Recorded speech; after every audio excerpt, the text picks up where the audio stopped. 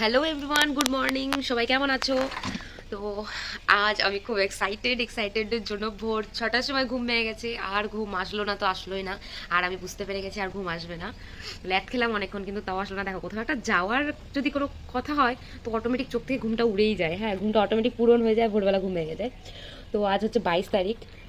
তো আজকে আমরা একটা ট্যুরে যাচ্ছি। ভেবেছিলাম আগে থেকে কাউকে বলবো না, সেটা বলিও নি, কারণ আগে থেকে বললে সেটা হয় না। এটা অনেকবার হয়েছে আমাদের সাথে, তো এবার কাউকেই কিছু বলিনি। দেওয়া যাওয়ার টাইমে আমি তাই বলেছিলাম, কিন্তু বলিনি। তো যাই হোক, আজকে সন্ধ্যে 7টা-20-র মধ্যে বহরমপুর পৌঁছাতে হবে এবং 8টা সাড়ে 8টার মধ্যে বাস ছাড়বে। হ্যাঁ, বাস এর জন্যই করেছে কারণ ট্রেনের টিকিট করতে দিয়েছিল, 15টা কনফার্ম হয়েছে আর 20-25টা কনফার্ম হয়নি, যেহেতু এটা গ্রুপ ট্যুর। ডিপার্টমেন্টের 6 সেমিস্টার লাস্ট সেমিস্টার বলে কলেজ থেকে ট্যুর, মানে কলেজ থেকে না, আমরাই টাকা পয়সা দিচ্ছি, কলেজ থেকে নিয়ে যাচ্ছে। তো যাই হোক, একই ব্যাপার, সবাই মিলে একসাথে যাবো, অনেক অনেক এনজয় হবে। তো ব্লগ না বানানো হয়, সকাল থেকে শুধু ছবি ডিলিট করতে লেগে গেছে, আমার কোনো স্টোরেজ নেই। এতটা স্ট্রাগল কে করে ভাই? बात तो सही है। যাই হোক, সারাদিন আজকে অনেক অনেক অনেক কাজ আছে। তো সব আমাকে মিনিমাম 2-3টের মধ্যে মানে শেষ করতে হবে। বিশ্বাস করবে, দীঘায় যাওয়ার আগে আমি 2 দিন আগে ব্যাগ গুছিয়েছিলাম, কিন্তু আজকে আমি সিকিম যাব, কিন্তু আমি এখন অব্দি ব্যাগ গুছাইনি। সবার ব্যাগ গোছানো হয়ে গেছে, আমি বুঝতে পারছি না কি করবো। তো তাড়াতাড়ি আজকে অনেক কাজ আছে, শেষ করতে হবে। অ্যান্ড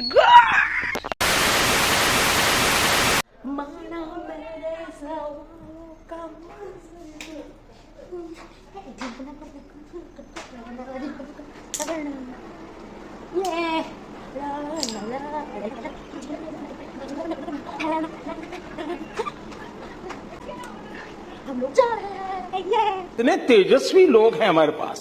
আমাদের বাস 8টা 20-তে ছাড়ার কথা, কিন্তু আমরা 5টা 51 ট্রেনেই রওনা হচ্ছিলাম, কারণ আমাদের কাছে ম্যাটারটা হচ্ছে জায়গা, আর আমাদের যেখানেই বসবো আমাদের একসাথে বসতে হবে। তো তার জন্য আমরা আরও তাড়াতাড়ি চলে যাচ্ছিলাম, কারণ জায়গাটা আগে ধরতে হবে। আমরা 2 জনের জায়গাতে 5 জন আছি, গরমে মরে গেলাম ভাই। এসি চলছে না, তাতেও আমাদের গরম লাগছে। আমার মুন্ডুটি কিন্তু এখানে আমরা সবাই মিলে শুয়ে দাঁড়া গাইসদেরকে দেখাই, এই ভিউগুলো দেখবো। তো আমরা বহরমপুর বাস স্ট্যান্ড থেকে একটা স্লিপার বাস বুকিং করেছিলাম। তো স্লিপার শুধুমাত্র মেয়েদের জন্য ছিল, অবশ্য ছেলেরা নর্মাল সিটেই বসে যেত। ছেলেদের সাথে একটু অন্যায় হয়েছে, তবে আমরা বেশিক্ষণ অন্যায়টা মেনে নিতে পারিনি, কারণ ওরা আমাগো বন্ধু হয়। তো তার জন্য আমরা সবাই মিলে অ্যাডজাস্ট করে গিয়েছি। কিন্তু জানো, এত বদমাস ছেলে পেলে একবারও থ্যাংক ইউ বললো না। আমি আর আরজু একটা সিটে বসেছি এবং সামনেখানে বর্ষাকে বসিয়ে দিয়েছি, কিন্তু কিছুক্ষণ পরেই জানতে পারি যে বর্ষার সিটটা অলরেডি রেড বাসে কে যেন বুক করে ফেলেছিল। সেটা আমরা কষ্টে মেনে নিতে পারিনি, তাই ভাবলাম আমরা 2জনের বিছানায় 3জন শুবো। তো সেটা অবশ্য হয়নি, আমরা 3জনের বিছানায় 5-7 জন ছিলাম। তো পুরো বাসে ফাঁকা গিয়েছে। এটা আমাদের পড়োসি একটা বুড়া দাদু ঘুমাচ্ছে, আর ওইটা বুড়া দাদুটা আমাদের তাকাচ্ছে। क्या बात कर रहे हैं?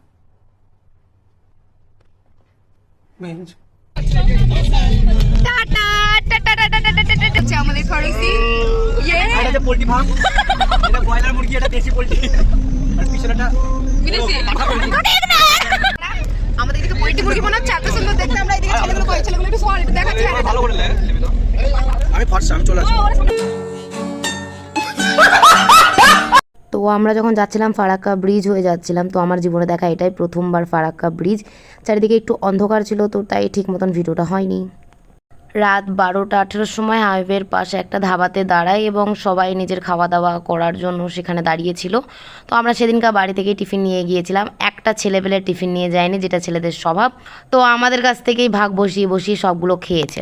তারপর রাত 1টা বাজতেই ছেলেদেরকে এবং মেয়েদেরকে নিজের নিজের জায়গায় পাঠিয়ে দেয়, এবং স্যার বেচারা সারা রাত দাঁড়িয়ে দাঁড়িয়ে পাহারা দিয়েছে, যেহেতু বাস টোটালি অন্ধকার ছিল। তো বুঝতেই পারছো। তারপর 3:30 নাগাদ ছেলেগুলো বাসের ভিতরে তাণ্ডব শুরু করে দেয়, এবং প্রত্যেকে যারা যারা ঘুমিয়েছিল তাদের বেডের পাশে গিয়ে ইউটিউবের ভাইরাল ভূতের সাউন্ডগুলো চালিয়ে দেয়। প্রত্যেকে ভয় পেয়েছে, ভাগ্যিস আমরা ঘুমিয়েছিলাম না। তো সবাইকে গুড মর্নিং। 4:54 নাগাদ আমরা শিলিগুড়িতে পৌঁছে গিয়েছিলাম। বর্ষার চেহারা দেখো, মালটা বিশাল ঘুমিয়েছে এর মধ্যেও। তারপর হালকা করে বাসে চেপে আমরা আমাদের ডেস্টিনেশনের দিকে যেতে থাকি, এবং সারাটা রাস্তা আমরা মজা করেছি, নেচেছি, গান করেছি। তবে সত্যি কথা বলতে, যতই ফ্যামিলি ট্যুর হোক না কেন, ফ্রেন্ডদের সাথে ট্যুর একটা আলাদাই এক্সপিরিয়েন্স, আর বিশেষ করে সেটা যদি একটা টিম হয়। কথা বলতে আমাদের প্রথম থেকেই খুব ইচ্ছে ছিল যখন আমরা কলেজে যাব তখন আমরা বন্ধু বান্ধবী মিলে অনেক ঘুরবো, কিন্তু সেটা কোনোদিনও বাস্তব হবে এটা কখনো ভাবিনি, কারণ এটা আমাদের কল্পনার মধ্যেই ছিল। আর আমরা ভেবেছিলাম এটা একটা কল্পনাতেই সীমিত হবে, কিন্তু না, আমরা সেটা বাস্তবে করে দেখিয়েছি। আমরা সমুদ্রে গিয়েছি একসাথে, আমরা পাহাড়েও গেলাম একসাথে, আমরা বরফও দেখেছি একসাথে। মানে এটা আমাদের জীবনের একটা আলাদাই ধাপ বলতে পারো। বাবা জ্ঞান দিতে দিতে খিদে পেয়ে গেল, চলো এবার একটু খাওয়া যাক। দীর্ঘ 3-4 ঘন্টা জার্নি করার পরে অবশেষে একটা আলুর পরোটা যেন আমাদের জানে জল এনে দিয়েছিল। ও মাই গড। সো দীর্ঘ 16-17 ঘন্টা জার্নি করার পর ফাইনালি আমাদের ডেস্টিনেশনে আমরা পৌঁছে গেছি। এটা আমাদের হোটেল। তো প্লিজ একটু আমি রেস্ট নিয়ে নিই, তো তারপরে আমরা নেক্সট ব্লগে তোমাদের বাকিটা দেখাবো। ততদিনের অবধি bye bye, tata, good night and see you soon. আর হ্যাঁ, নেক্সট ব্লগটা কিন্তু খুব তাড়াতাড়ি আসবে, সবাই রেডি থেকো, কারণ নেক্সট ব্লগে অনেক গোপন তথ্য ফাঁস করতে চলেছি। না দেখলে কিন্তু খুব মিস করবে, এটুকু বলতে পারি। টাটা।